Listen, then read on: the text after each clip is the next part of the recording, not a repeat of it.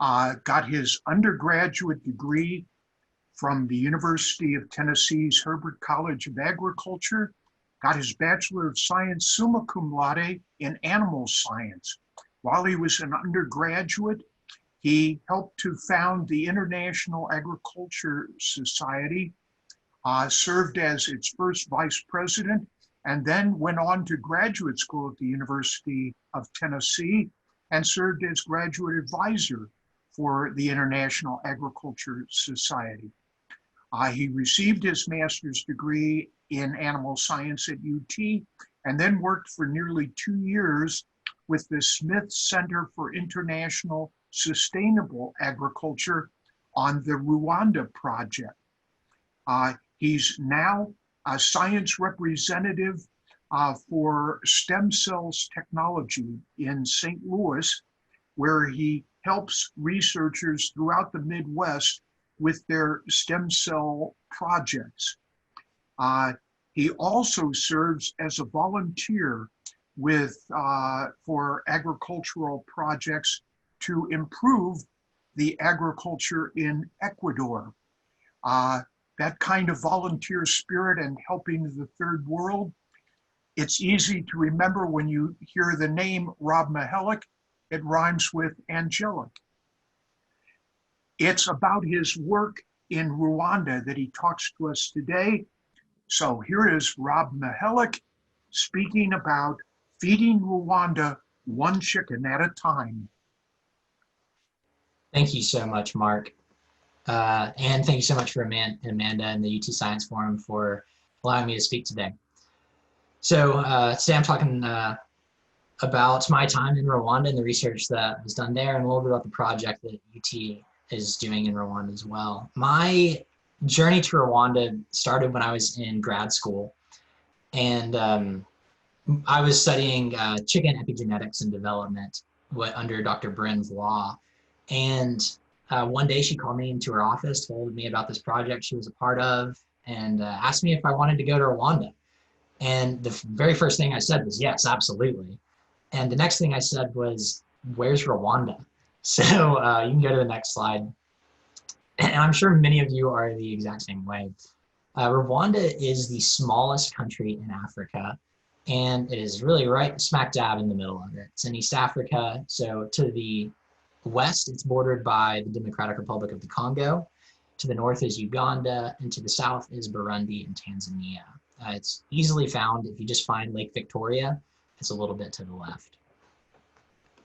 So I'm going to start by giving a little bit of a background on Rwandan culture and a little bit so you can just get the feel for the environment that we were doing the research on. You can go to the next slide. So Rwanda as a country is divided up into 5 different sectors or states. And it's the northern, southern, eastern, and western parts, and also Kigali. Kigali is the capital city, and the entire city takes up one sector. So it's really just like a city-state. And that is the center of really everything in Rwanda. It is a typical African city, but most of the research we were doing and where the TI project is located is in the northern province called Ruhengeri. It's also known as the Musanze district. You can go to the next slide. And this is a picture of Kigali. It is what you would expect from a big city. I think it's probably one of the cleanest and nicest African cities. And it is filled with people, very modern, has tall buildings. This was taken in my hotel room, actually, one night when I was staying there. So very nice paved streets, walking paths. And you can go to the next slide. There's a lot of traffic as well, like you would expect from a normal city. Most of it being motorcycle traffic. There's a couple cars on the roads, but motorcycles are the main way that people get around in Kigali. You can contrast that with the road system up in Musanze, the northern district where we were doing the research. Most people get around on foot, and some people have bicycles, and a few people will have motorized vehicles up there, either be motorcycles or cars. And here, I'm sorry, in that last picture, you can see a lot of people, they're just moving goods to and from market. So there's a big difference between Kigali and the rest of Rwanda. So you can go to the next slide now. And Musanze is the second biggest city actually in Rwanda. It's because it's where two roads intersect. These two large main highways, they're paved roads. So right here, you see a man walking his cows down the road, which is not an uncommon sight to see. You can go to the next slide. And agriculture is huge in this part of Rwanda. It's really king, whether it be goats, like this goat that was right along the side of the road next to someone's house, or sheeps. You can go to the next slide. So here's just a picture of a small boy shepherding some sheep. It's actually a lot of sheep. Most people don't have that many in this part of Rwanda. And you can also see the mountainous region. This northern part of Rwanda is along the Virunga Mountains. It's a volcanic mountain range, and last volcanic eruption was about 400 years ago, so it's very fertile soil. There's one reason why there's a lot of agriculture. This was always an interesting picture. I don't know who these cows belonged to. They were just walking down the road. So I always like to throw that picture in because sometimes animals just wander. There's not any fences or gates. And everyone in these small villages, they just know that, oh, that's my neighbor's cow or that's my neighbor's goat. This is what a typical like little town in this area of Rwanda would look like. There is usually like government built storefronts along the main road. It's kind of the center of activity for these rural parts of Rwanda. Kind of looks like an old Western town. And to the right, you can see a man talking on a cell phone. Similar to here in the United States, everybody has a cell phone and they are on them constantly. So you can compare that main road to some of those off roads coming off of that, those two main roads that intersect in Musanze.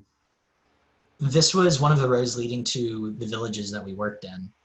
You can tell it's dirt and not very well maintained. I drive a little Nissan Versa here in the States, and there's absolutely no way we'd be able to make it to some of the villages that we were working in. So you have to have a truck or a motorcycle or just walk to get to a lot of these villages.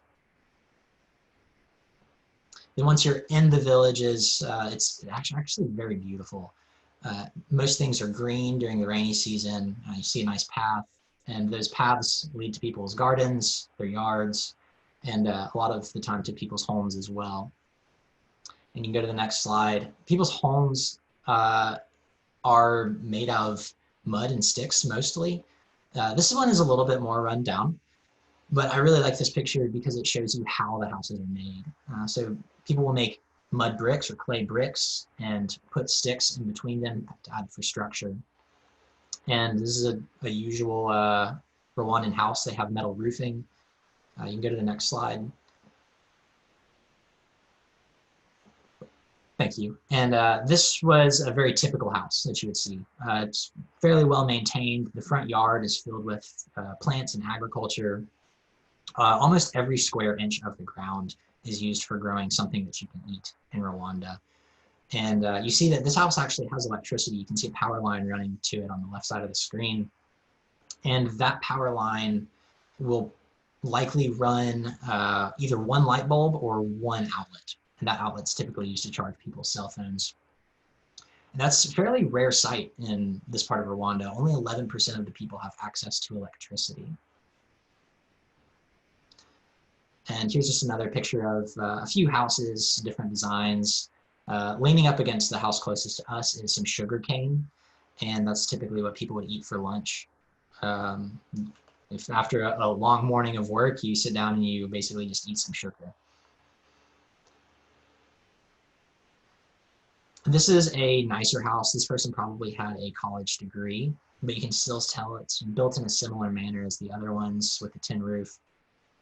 And she's actually cooking outside of the house. That's where all of that smoke is coming out of their outdoor kitchen right there. So few houses in Rwanda have outdoor kitchens like this one, and the smoke comes from charcoal because charcoal is the main means of cooking when you don't have any access to electricity or natural gas. So most of the families in Rwanda cook all of their meals over charcoal fires. And that produces a lot of smoke.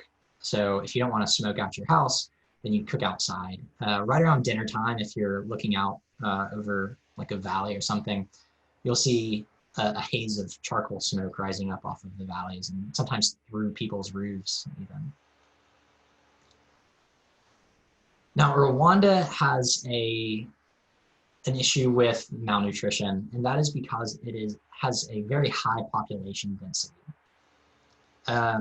So Rwanda is about the same size as the state of Vermont. And Vermont has roughly 500,000 people in it, about 500,000. And Rwanda, being the same size as Vermont, has 12 million people. So that comes out to about 500 to 1,000 people per square kilometer. So this is a very densely packed country. It's the most densely packed country in Africa. And with that high population density, there's also very limited income. The average income in Rwanda is right over $1 a day. So for a family, you might be bringing in maybe $35 to $40 a month. And this extreme poverty leads to a very poor diet as well. I told you that almost every square inch of Rwanda is covered with some sort of agriculture. A lot of that is just rice and beans or corn. So it's not that Rwandans don't have enough food to eat, it's that they don't have enough of the quality food to eat. Most children don't taste animal source protein until they're about 6 years old. And that leads to a lot of stunting. So you'll see a lot of very short people in Rwanda, and it's because the lack of protein at a young age leads to stunted growth. And that is where the UT project, Touring Cocoa Twanguki, comes in. And Touring Cocoa, or the TI project, is a unique pilot project. It's, I think, a 4-year project now, funded by USAID, the University of Tennessee Institute of Agriculture, and the Africa Sustainable Agriculture Project, also known as ASAP, which is funded by Donnie Smith. And this is a very unique project. Touring Cocoa Twanguki, that translates in Kinyarwanda, which is the local language, to let's raise chickens and make a profit, which is a very, very African name. If you've ever spent time in Africa, a lot of the businesses have similar names, so it fits in very well. But this is a very unique project, both for USAID, UT, and this part of Africa in general, partially because it is privately funded and also has money coming in from USAID. But what the TI project does is it trains poor local farmers in poultry rearing, in nutrition, and financial management. The bread and butter of the project is really the poultry rearing, which stems the financial management and nutrition training as well. So in this picture to the right, you can see that is a model chicken coop, that an identical coop is in every single farmer's backyard. And every 8 weeks, they will have 100 Ross 308 improved broiler chickens, which is essentially just a meat chicken, delivered to their coop. And these chicks are 1 day old, so they just hatched, very small. They weigh anywhere between 25 and 35 grams. And it's the farmer's job to raise those chicks from 1 day old to 6 weeks old, where they weigh about 5 pounds. And then at that 6-week mark, the TI project will come and collect the chicks. It'll process them and sell them, and the farmers get 100% of the profit. So far, farmers have seen anywhere between a 200 to 300% increase in income. And that is substantial in Rwanda. It's actually incredible, and it's changing lives over there right now. So here's a picture of some of the nutrition training that I mentioned. This is a cohort of farmers that was coming in while I was over there. And some of these farmers walked for 2 or 3 days to get to this training. And essentially what we did is we told them about proper nutrition, why you should eat carrots and not just carbs and talked about vitamins, but also focused a lot on animal source protein, specifically chicken. So we showed them proper ways to cook chicken, and the idea behind this training was like, you can cook an entire meal to feed your entire family in one pot in 1 hour, and it's very nutritious as well. So everyone sitting around here got a very nutritious meal, and it actually tasted really good too. And it was cooked with some of the chickens that were grown in the coops these farmers are using. And we can go to the next slide. This is a picture of some of the financial training that was going on. So with the newfound wealth for a lot of these farmers, we gave them a survey and asked them, like, what will you be doing with all this new money? You're making 200% what you were last month. And a lot of the farmers said that they were going to buy more sugar for like their coffee or for their drinks. And that doesn't really line up a lot with what we wanted to happen, and thinking long term what will be best for them. So educating them and telling them why you should send your kids to school and focus on your education. And through that, a lot of the farmers started buying either a cow or a goat and selling the milk, and they started other business ventures with the money from raising chickens. But as I said, the bread and butter of the project is all centered around raising chickens in coops identical to this one. So every 100 days, or every 2 months, 100 chickens will be delivered, and these chicks are 1 day old. And if you step inside of the chicken coop and go to the next slide, you'll see these 2 clay pots. And these are very important because chickens in the first 3 weeks of their life, they don't have the ability to produce their own body heat. So they have to be kept warm. Even in Africa, it's not warm enough for these chickens just to exist based off the environmental heat. And even in this part of Rwanda, it can drop down to like 40 degrees Fahrenheit at night. So these pots would be filled with charcoal and lit on fire, and that would regulate the temperature inside of the chicken coop for the first 3 weeks of these chicks' lives. And you can go to the next slide. The charcoal is purchased in markets, just like this one. And go to the next slide. Usually transported on the backs of bicycles, just like this guy. And each one of those bags will weigh roughly 20 to 25 kilograms. There's 4 of them. So, and a man on that bicycle. The bike probably doesn't have the best integrity. So transporting charcoal is not the safest thing in Rwanda, especially when you're going down big hills. You can go to the next slide.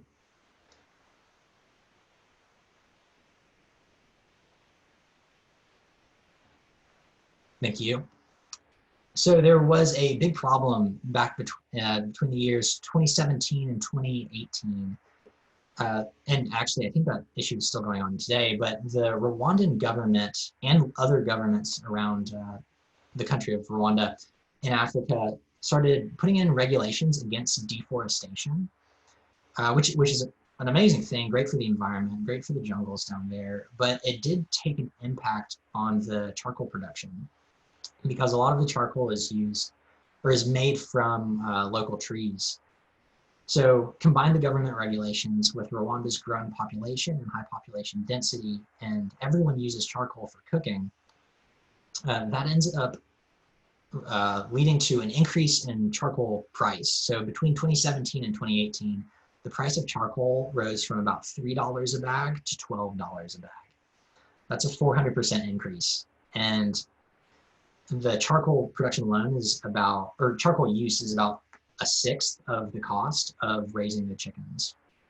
So that increase in price of charcoal decreased our farmers' profit and decreased food security for not just our farmers, but for almost everybody in Rwanda because they were using it to cook.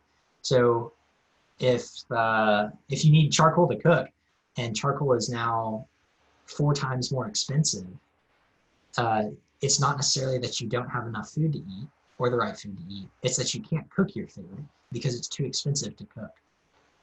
So we went over to Rwanda and looked at ways to reduce the consumption of charcoal for our farmers while brooding these chickens. Brooding is the process, that 3-week process of heating the chicken coops. So came up with a hypothesis and an objective for the study. Can we go to the next slide? Thank you. Our hypothesis was that charcoal consumption during brooding can be reduced by implementing industrial brooding techniques in smallholder chicken coops. The smallholder chicken coops, that's these like backyard farmers with intense management. It's about 100 chickens in the coop. And we're using industrial methods that we use here in the United States. The objective of this study is to develop a poultry brooding method which reduces the need for charcoal for broiler farmers in Rwanda by testing various methods of providing heat during the brooding period. Essentially what that's saying is we want to reduce charcoal consumption and still be able to heat the chicken coop. So we can go to the next slide. So how are we going to do this? The Zamora demo farm is a demo farm with 10 identical coops, just like the ones in the farmers' backyards. And that's where we were going to do all of our tests. We got the chicks from a local hatchery, just like the chicks that our farmers were using. And we raised them and brooded them for 3 weeks, just like how the farmers were doing it. And in that 3-week time period, we recorded body weight and ambient temperature of the coop. We also checked mortality to make sure that we didn't have a lot of chickens that were succumbing to environmental pressures. So here's another picture of the Zamora demo farm. And you can see there's 10 identical coops. And each one of those coops had a different treatment that we tested on to reduce charcoal. So for our methods, we use eucalyptus charcoal that was purchased at the local market. And this was the exact same charcoal that our farmers were using, same market they were buying it at. And one of the tests, we used a biomass, and that was purchased from the Katabi Eco Center in the southern province. And we used a laser thermometer to test the temperature between everything. And all the statistics were done in SAS version 9.4 with a 0.05 p-value. So we tested 4 treatments, and we had a control as well. The first treatment that we tested was using a mylar hood right above the chicken coop. So heat rises out of those pots, and we don't necessarily want to heat the top of the chicken coop. We wanted to heat the bottom where all of the baby chickens are. So in the chicken industry here in the United States, we use heat reflectors to push all of that heat back down to the chicks. So we thought, hey, let's incorporate that method here as well. So we wanted to use mylar. Mylar was originally developed by NASA to be used as a heat reflector in space. So we thought it was lightweight, it was reusable, it would be, it's inexpensive. So we thought it would be a wonderful method to test. We also used a more sustainable and locally produced metal. It was the same sheet metal used for the roof of the chicken coops and for the houses. And we used that as a reflecting hood as well. We tested a charcoal replacement by testing the biomass, and the biomass was 60% sawdust and 40% rice hulls. And we also used a half-house brooding method, which is another method used in the States, where you section off half of the chicken house while the chicks are young, because they don't need that much space. And then as they grow, you lift up the curtain and they can expand. But this is nice because you only heat half of the house. So thinking the process, we will use less charcoal to heat. So here is a picture of the mylar hoods in action. You can see those day-old baby chicks. They love it, and they're being kept very warm.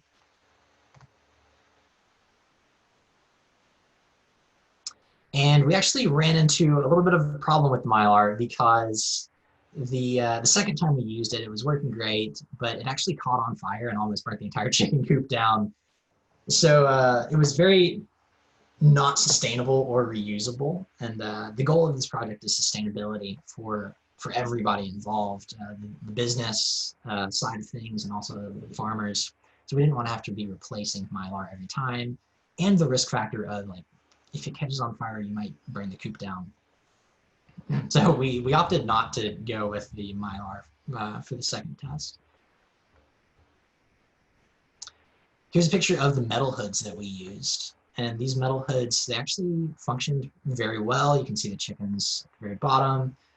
They are very happy. And we have some data a little bit further to show, but here's just a picture of that. And then this was the charcoal replacement biomass that we used. And this was, like I said, 40% sawdust and 60% rice hulls. I think that was the ratio. Now, the biomass had some complications, similar to the Mylar hood. The main one being that it produced significant amounts of smoke. And this smoke actually stunted the growth of some of the chicks in one of the tests, and we had to cut off the study early. We cut it off at 2 weeks instead of holding it out to the 3 weeks for the health of the chicken. And it ended up being less cost effective as well, because we had to use more biomass because it didn't burn as hot. And then here's a picture of the half-house brooding method in action. As you can see, it's similar to the metal hood method, where the metal hood is right above the clay pot, reflects the heat down, but we have on the right side a plastic heat-resistant curtain that keeps the chicks all on one side, so we're only heating one half of the coop. So for fuel use, our control, which is the charcoal, this is what all of our farmers used on the field, they're using about 55 kilograms of charcoal per brooding period, which is 3 weeks. For biomass, along with a lot of that smoke production, biomass we used over 80 kilograms. It was less expensive than the charcoal, but ended up being not as cost effective because we used more of it. Both the Mylar hood and the metal hood cut the charcoal production or charcoal use in half. And metal hood was actually slightly more effective than the Mylar hood. So with the smoke and the more use of the biomass than the charcoal, we also looked at the total heat produced, and biomass was producing less heat overall than charcoal. So that is why we ended up seeing more biomass used than the charcoal. And this is actually a great slide because in the metal and Mylar hood, we didn't see any difference in growth rate at 3 weeks of old, or 3 weeks of age, sorry, between charcoal or either of the metal or Mylar hood methods used. This is really significant because if we saw that we were using less charcoal with a metal hood, but the chicks weren't growing as well, it still would not be cost effective. So at 3 weeks, they were still the same weight and they were growing well and they were healthy when we were using the hoods. So in Rwanda, our farmers, they're not weighing the charcoal every single time that they put it into the pot to burn it. Instead, they test charcoal use based on how many bags they used. So the charcoal control, normally farmers were using about 3 bags of charcoal.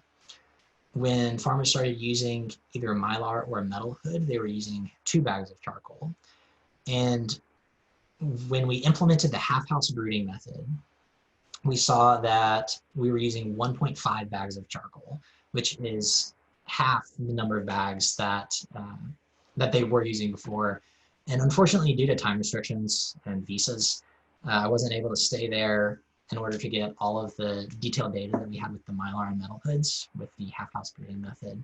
But anecdotal evidence suggests that this was the best way. And even since this research has been completed, we're still implementing the half-house brooding method across all of our new farms. So in conclusion, the half-house brooding method was definitely the most effective means of charcoal reduction for brooding for these farmers. And Reducing the consumption by 1.5 bags resulted in an 18,000 Rwandan franc, which is about $20 worth of savings per cycle. And if you're doing 5 to 6 cycles a year, that's saving these farmers around $100, $120 per year, which when you think about that, the average income is $1 a day. That's almost an extra 3 months worth of income just by implementing these little metal hoods. They're reusable, they're not super expensive. I think we did the cost out and it would be like $4 to do 2 metal hoods. So if you're saving $20 and you're only investing $4, that's definitely worth it. And they're reusable. So the projected savings across the entire project was, with all of the farmers, was going to be $75,000 a year. And that is $100 per family, basically. And that seems like a lot of money, even here in the States, $75,000. And remember that that $75,000 a year is going straight back into the pockets of rural Rwandans who are used to making $1 a day. So it is a very significant increase in income for them, and it helps the project out immensely.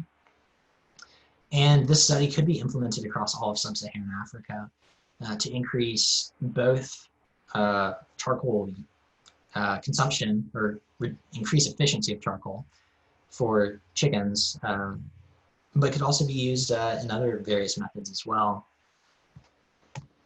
So I'm sure that some of y'all are wondering, this was a few years ago, maybe what, 2 years ago I was over there doing this study, and some current updates with our farmers. I was emailing with the director just yesterday.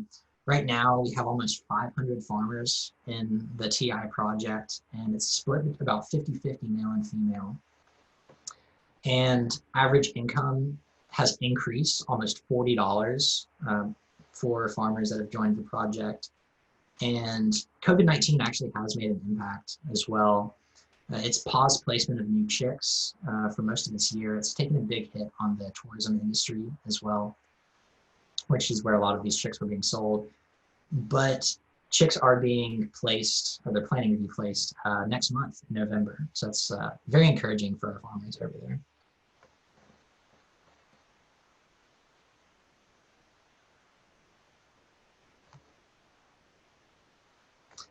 And with that, thank you so much for taking some time to listen, and I can take any questions now.